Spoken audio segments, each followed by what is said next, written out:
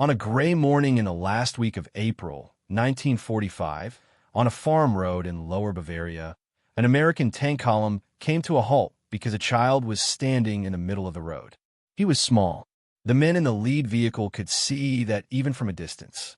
He wore a tunic that had been cut for a grown man and taken in at the shoulders by someone who had done their best and not quite managed it. The sleeves were rolled. On his head was a helmet that sat too low, so that he had to tilt his chin up to see out from under the rim. And across his chest, held in both hands the way a boy holds something he has been told is precious and is afraid of dropping, was a Panzerfaust. A single-shot, disposable anti-tank weapon. Enough, at close range, to kill the 4 men in the front of Sherman.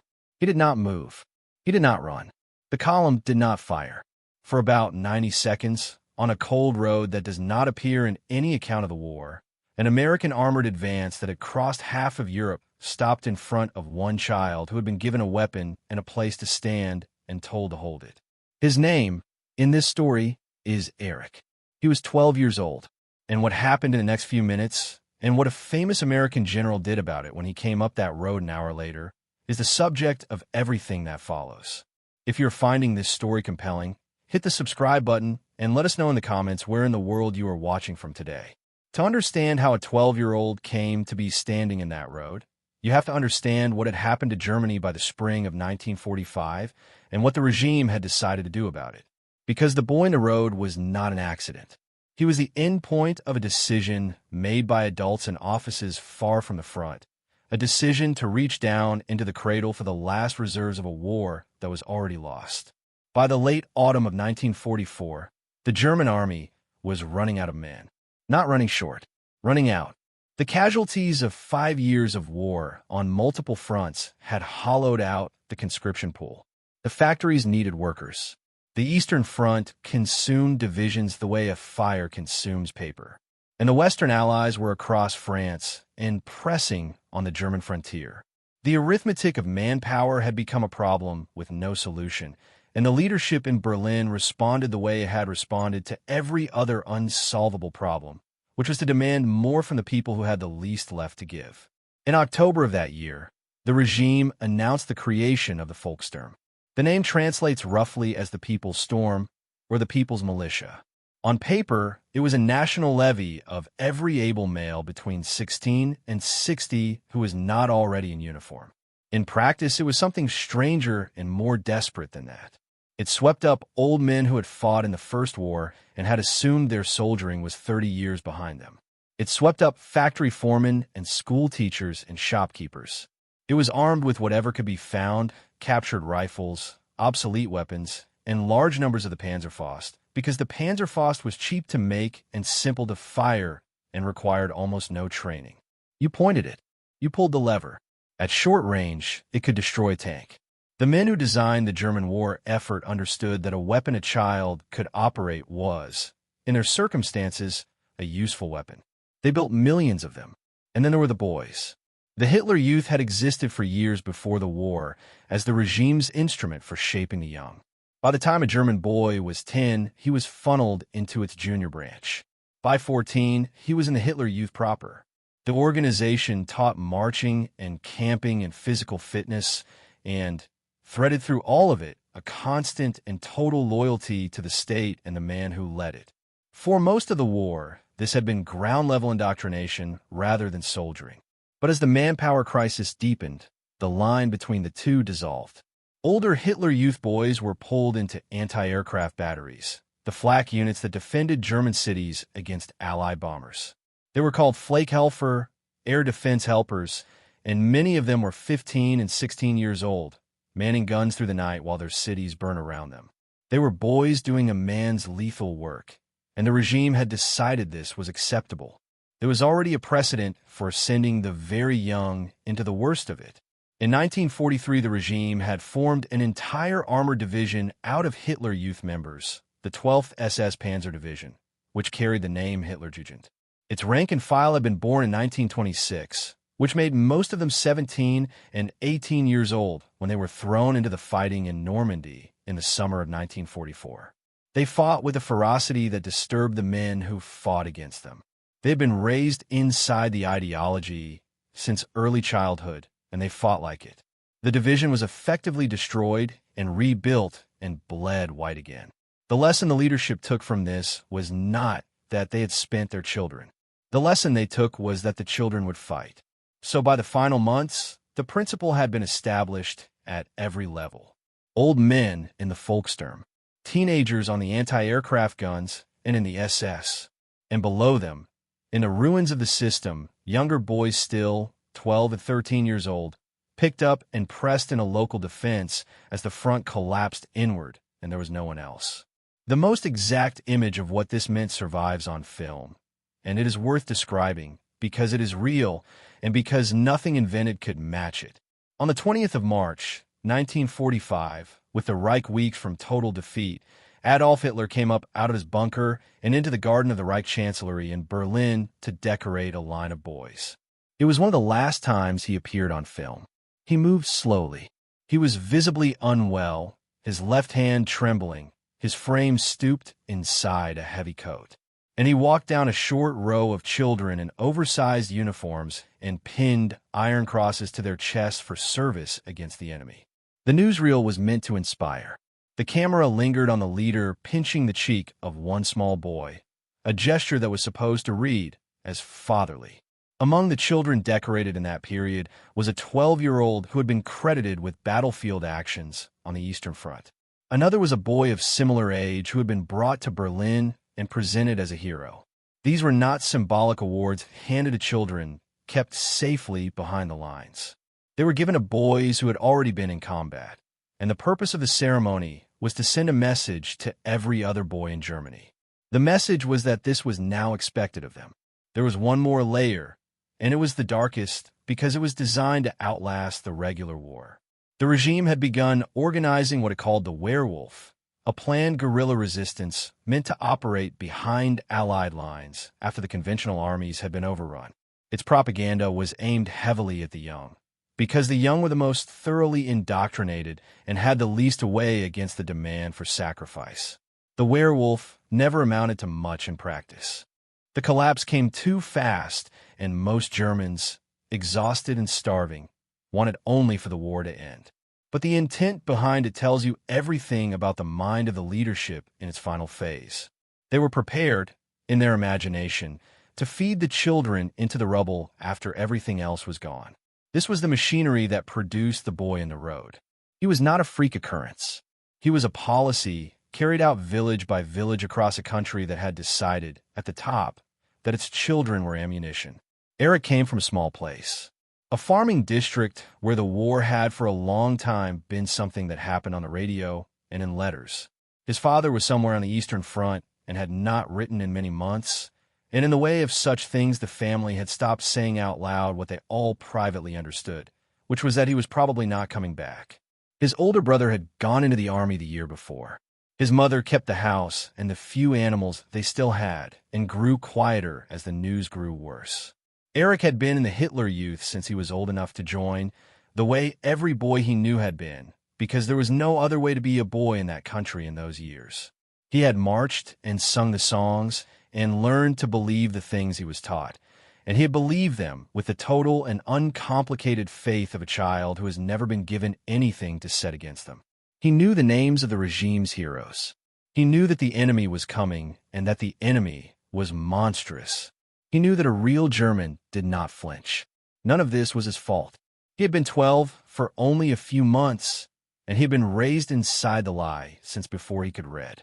In the last week of April, with American columns rolling through Bavaria faster than anyone had thought possible, the local organization had been thrown together into something they called a defense. Old men of the Volkssturm, a handful of soldiers separated from their units, drifting and dangerous, and boys. They were handed Panzerfausts and shown, in a few minutes, how to fire them. They were assigned positions, and they were told by a regional Hitler Youth leader who himself could not have been more than 19 and who was repeating words that had been poured into him, that they would stop the enemy here, that the Führer was counting on them, that there were secret weapons coming, that to retreat was to betray everything. Eric was given a place on the farm road, at a bend where a tank would have to slow, with a weapon and an instruction. Hold it. If the Americans come, fire and then fall back to the village. He was told this was an honor. He was given a piece of bread and a few words, and then the men moved off to their own positions. And the boy was alone on the road in the cold with a tube that could kill 4 men, waiting for an enemy he had been taught to hate and had never seen. He was, underneath the tunic and the helmet and the indoctrination, a frightened child who wanted his mother. But he had been told that wanting that was weakness. So he stood where he had been put. Now consider the men coming up that road, because their state of mind is the other half of what happened, and it was not simple either. They belonged to General George Patton's Third Army, which by that point in the war had become the spearhead of the American advance across southern Germany, driving toward Munich and the Austrian border at a pace that strained its own supply lines. These were not fresh troops. Many of them had been fighting since Normandy, or longer, through the hedgerows and the breakout and the long, grinding winter of the Ardennes, where the cold and the German counteroffensive had nearly broken the line and had cost the army dearly. They were veterans in the truest and least romantic sense. They had buried friends. They had stopped expecting the war to be fair.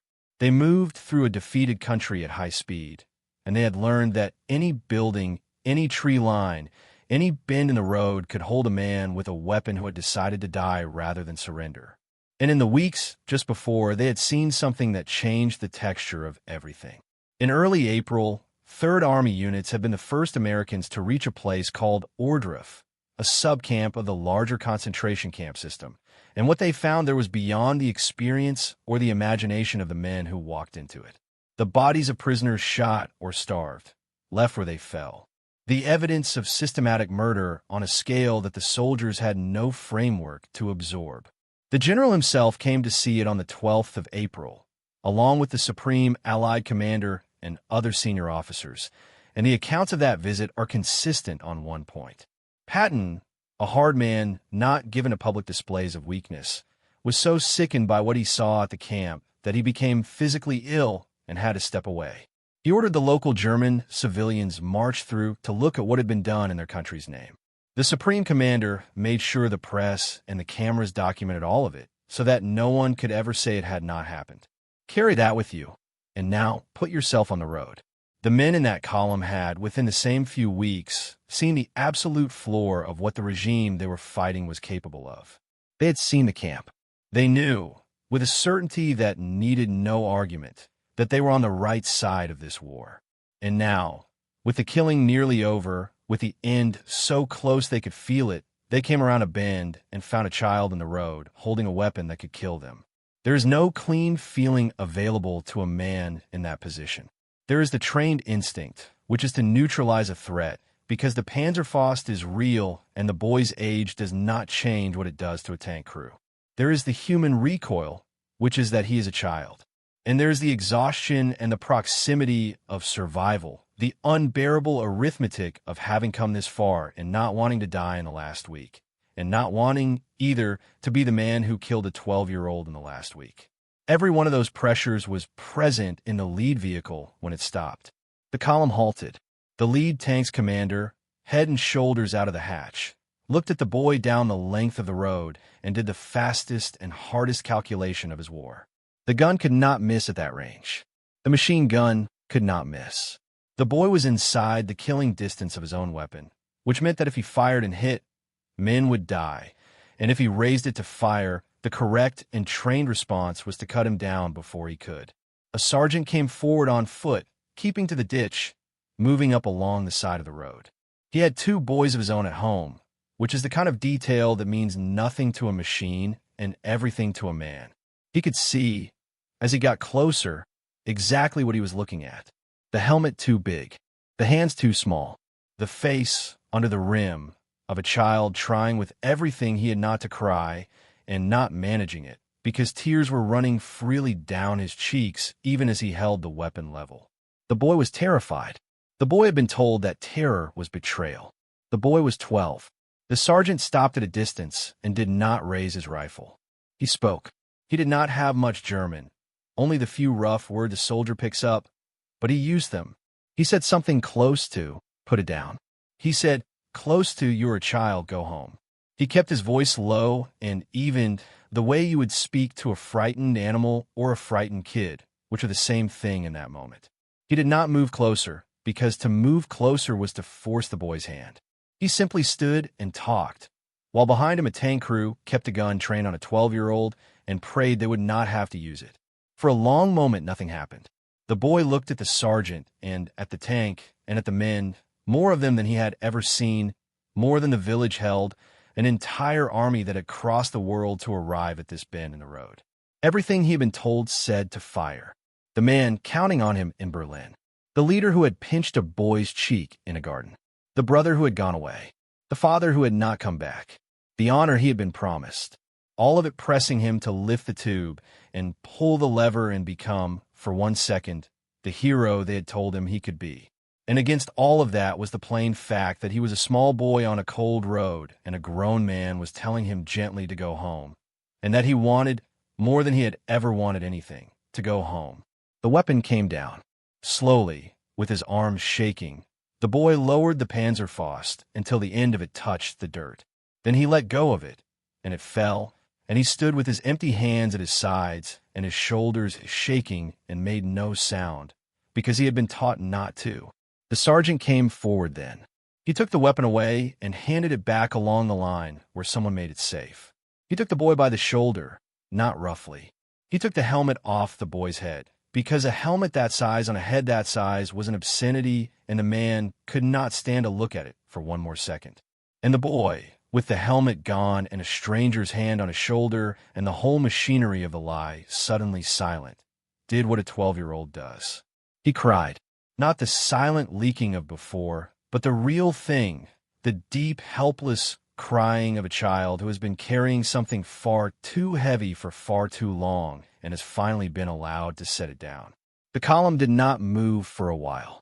Hard men sat in their vehicles and looked at a boy crying in the road and said nothing because there was nothing to say and because more than one of them was doing some private accounting of his own.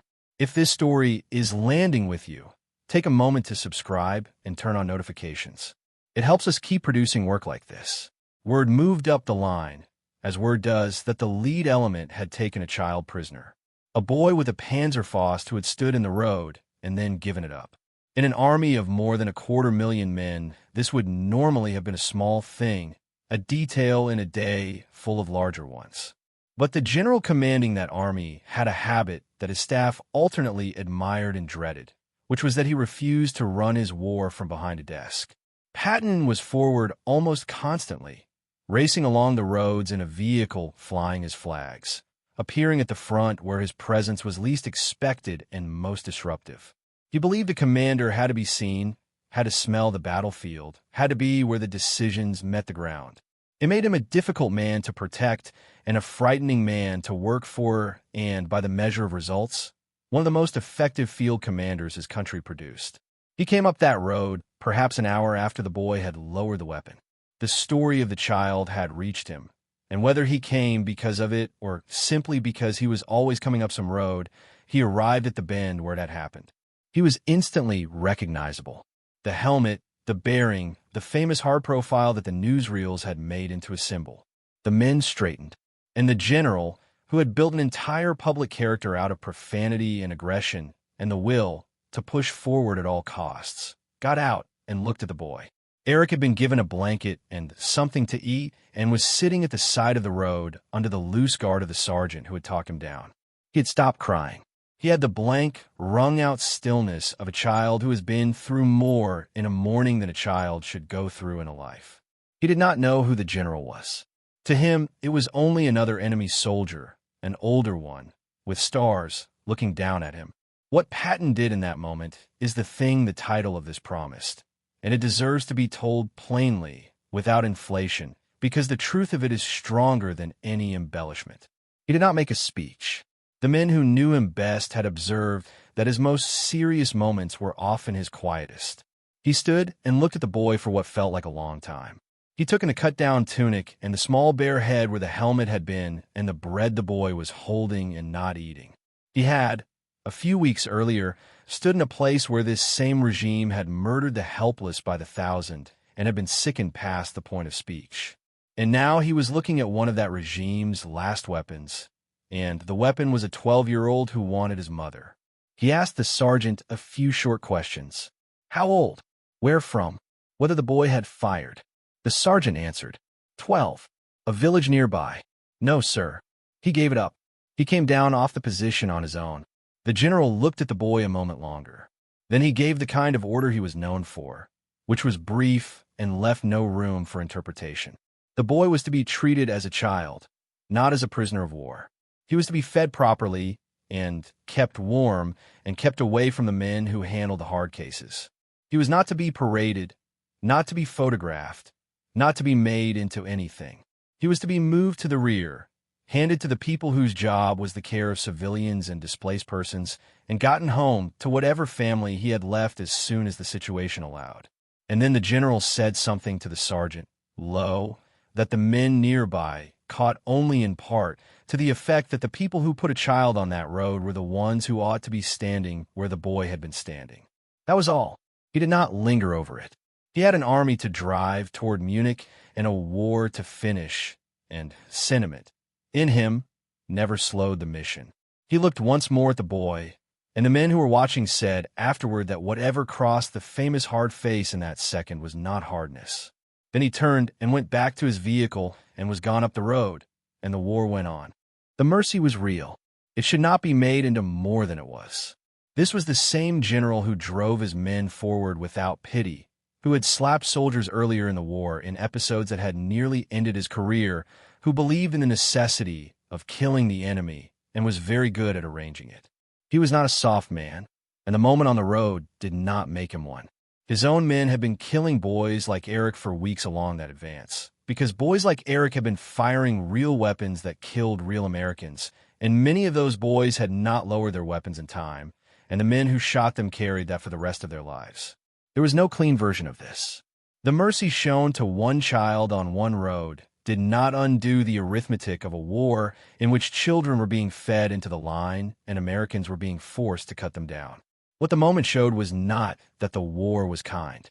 It was that even inside something that monstrous, a hard man could still see a child and refuse to let the machine turn that child into a body. That refusal was small against the size of the catastrophe. It was also for one boy everything. Eric was taken to the rear. He passed through the hands of the units that dealt with the flood of civilians and prisoners and the lost, of which there were, in those final weeks, an ocean. Germany in the spring of 1945 was a country coming apart, its roads choked with refugees and surrendering soldiers and freed prisoners and the displaced of a dozen nations. A 12-year-old who had given up a Panzerfaust was one small figure in that vast human wreckage. But he was alive and uninjured and free of the weapon and the lie, and that put him among the fortunate, which is a terrible thing to have to say about a child. The war in Europe ended a short time later. Munich fell at the end of April. The American advance rolled on into the final pockets. And on the 8th of May, 1945, Germany surrendered without conditions, and the guns in Europe went quiet for the first time in nearly 6 years. What happened to a boy like Eric after that is, for most of the children who lived through it, a long and complicated story that the histories rarely follow, because the cameras moved on to the surrender ceremonies and the headlines and the beginning of the reckoning with what had been uncovered in the camps. But the children were still there in their thousands. The boys who had been handed weapons and told to die for a cause they were too young to have chosen. The ones who had fired and lived. The ones who had fired and been killed. The ones who, like the boy in this story, had been talked down at the last moment by an enemy who turned out to be a man with children of his own. They grew up, the ones who lived, into a country that had to rebuild itself from rubble and from something worse than rubble, which was the knowledge of what it had done. Many of them carried the war in silence for the rest of their lives, the way the American sergeant who took the helmet off carried it, the way the general carried what he had seen at the camp. Some of them spoke about it only when they were old, and some never spoke about it at all. They had been robbed of their childhoods by adults who treated them as a resource to be spent, and the bill for that came due slowly, across whole lifetimes, in ways that no surrender document could settle. The men on the American side carried it too. The veterans of that advance did not, on the whole, come home and tell stories about shooting children. It was the part of the war that did not fit into the version that could be told at a dinner table, the part that stayed below the surface and surfaced only in the bad nights. To have crossed the world to defeat an evil, and to have found that the evil's last line of defense was its own children, and to have had to deal with that, by talking a boy down if you were lucky, and by other means if you were not, was a weight that did not lift. The soldier who refused to fire and got the boy to lower the weapon was, by any honest measure, as much a hero of that morning as any man who ever took a hill. He had found a way to win the small encounter without paying the price the regime had hoped to extract, which was an American forced to become the kind of man who kills a 12-year-old or an American killed by one. He had threaded the only humane path through an inhuman situation, and he had done it with 2 words of broken German and the simple refusal to treat a child as an enemy. That kind of courage does not get a medal. It is the kind that the men who showed it usually never mention again. There's a reason this matters beyond the single road and the single boy, and it reaches all the way into our own time. The spectacle of a defeated regime arming its children was so disturbing, so clearly a violation of something that ought to be beyond violation, that it became part of the long post-war effort to write down, in law, the things that may never again be done in war. The use of children as soldiers, which the regime had treated as a legitimate response to a manpower crisis, came in the decades that followed to be recognized in international law as a grave wrong. The protections built into the law of armed conflict were extended and sharpened to forbid the recruitment and use of children in hostilities. The prohibition was strengthened again in later international agreements written specifically to protect children, and the recruitment of child soldiers was eventually made a war crime that could be prosecuted before an international court. None of this brought back the boys who were spent in the rubble of 1945, but it was an attempt by the survivors of that war and the generations after them to make sure that what was done to those children would carry a name and a punishment, so that it could not be excused again as simply the hard necessity of a losing army. And yet, the honest ending to this is not a clean one, because the wrong that produced the boy in the road did not end with the law that condemned it.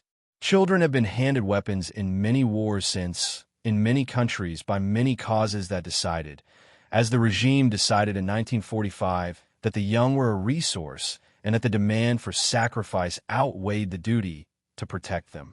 The image of a small head under a helmet too large for is not, sadly, a relic. It recurs.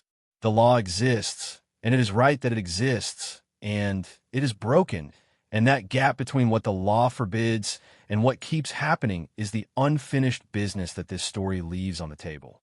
We can write down that children may not be sent to fight. We have not yet found the way to make the writing hold everywhere it needs to hold. Which brings us back to the road, and to the bend where an army stopped for one child, and to the question the title posed. What did the general do when he found a 12-year-old who had been forced to fight for the regime he was destroying? The plain answer is that he treated the boy as a boy. He refused to let the machine he commanded turn a child into a casualty or a trophy. He gave a short order that the boy was to be fed and kept safe and sent home, and he made clear in a few words where he thought the guilt actually lay, which was not with the child holding the weapon, but with the men who had put it in his hands. And then he went back to his war because that was who he was, and the mercy and the hardness lived in the same man at the same time, as they do in most men who are asked to do terrible things for a reason they believe in. There is one more thing worth sitting with, and then we will let the boy go.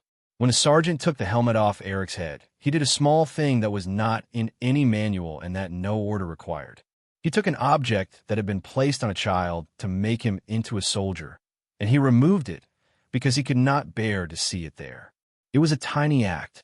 It changed nothing about the war. The advance went on. Munich fell. The surrender came.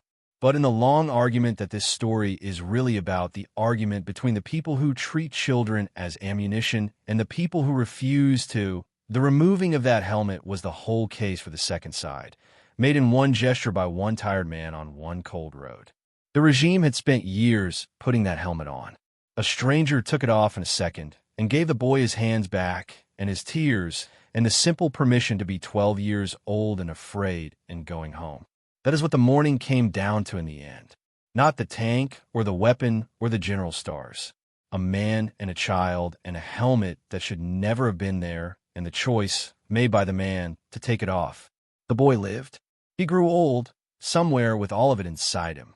And the war that had reached down into the cradle for its last reserves ended a few days later, having proven, in that final desperate act, exactly what it was, and having been answered on one road by the only thing that could answer it, which was a grown man's refusal to let a child be turned into the price of someone else's lie. Thank you for watching. For more stories like this one, check out the other videos on your screen now, and don't forget to subscribe.